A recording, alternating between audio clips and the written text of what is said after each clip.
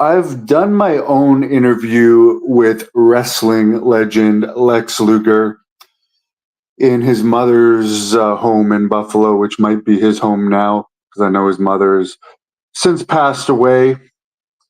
And I recently posted clips from his interview with Reflections on this channel that I had a little collaboration with. So I just wanted to talk a little bit about Lex Luger. The interesting thing that he pointed out in his Reflections interview that I never really thought about, a lot of people think that maybe the reason he's not in the WWE Hall of Fame yet is because he left WWE to go to WCW.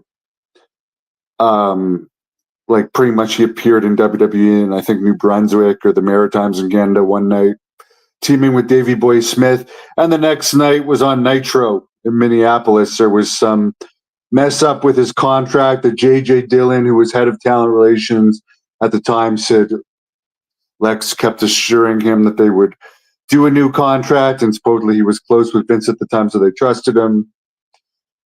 And I guess the truth was he had gone behind their backs and made a deal with Eric Bischoff. He ended up with a better position in WCW than he had had in WWE.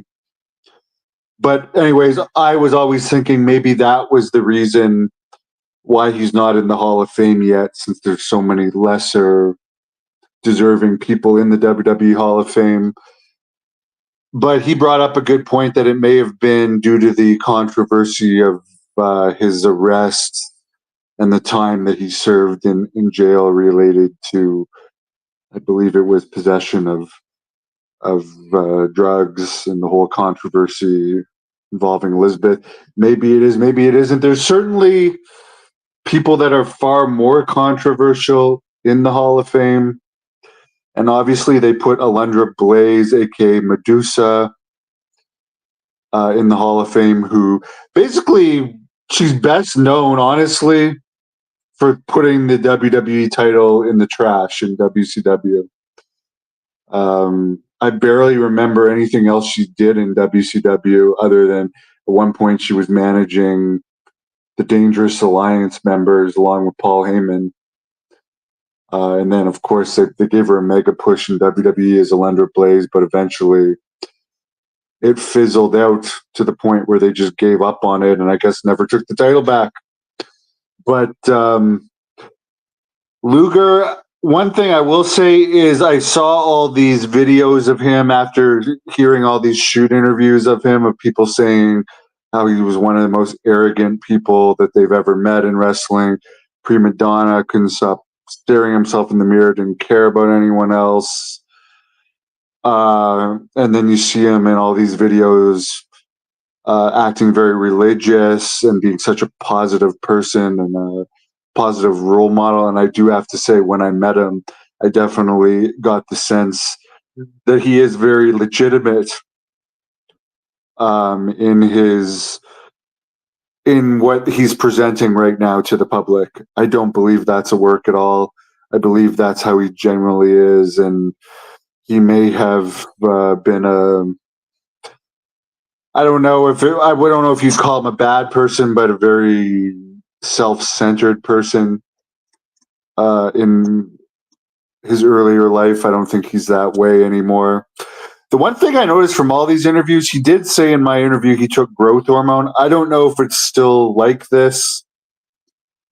I'm not very familiar with human growth hormone, but you can see in all of his interviews the size of his forehead is very large. It's larger than a normal human's forehead. And he even makes a comment in his Reflections interview when he puts over Goldberg and says he couldn't have done what Goldberg did, and he doesn't have the head to be bald. And that even just makes you look at it closer and be like, oh my God, this guy has a massive forehead. And you always hear that human growth hormone makes the skull larger. That's one thing I got out of it. He's very honest about his performance enhancing PED use in all of his interviews. I will say that PEDs have come full circle. You at one point they were legal.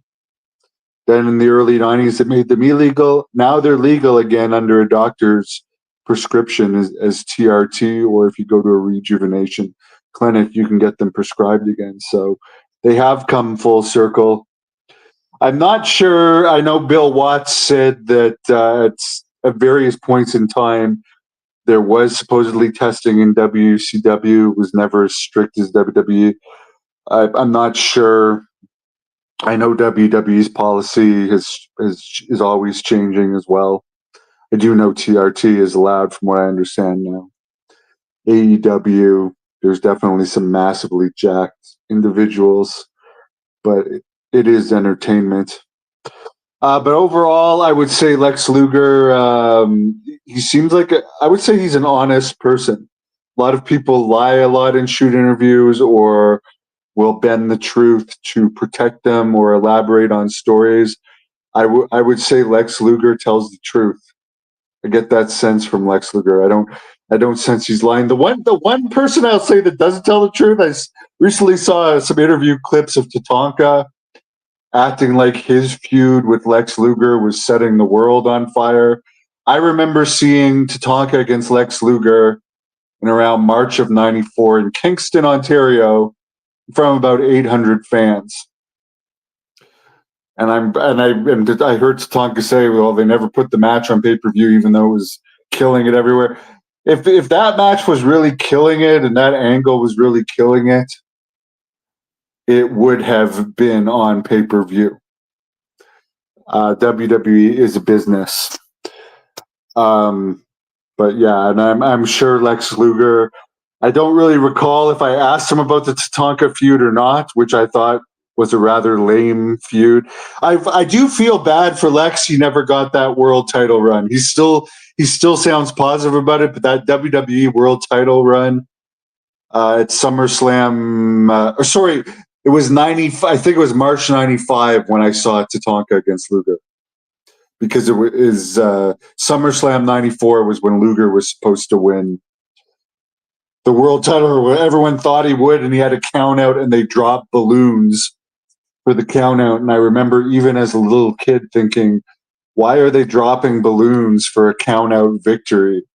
This is a lame finish. And I always wonder if they had given Lex a proper finish there, and let him have a good run with the title, could he have got over better?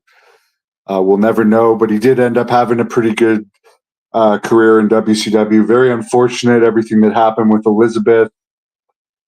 Sad ending. Yeah, and I'm glad that he tries to be a positive role model right now. And I'll always remember the day I had with him. Very nice guy. I wish I could get another interview with him at some point in time. There's a lot more I'd like to ask him. And I wish him the best in his health. 1993. Oh, SummerSlam. Okay, so it was March of '94 when I saw him against Tatanka, because it was SummerSlam '93 with Yokozuna, and I think Tatanka joined the $1 Million Corporation around then too. It's a long time ago, but I do remember I used to go from about '89 to '90 or to 2001. I went to pretty much all the house shows within driving distance that I could convince my family to go to.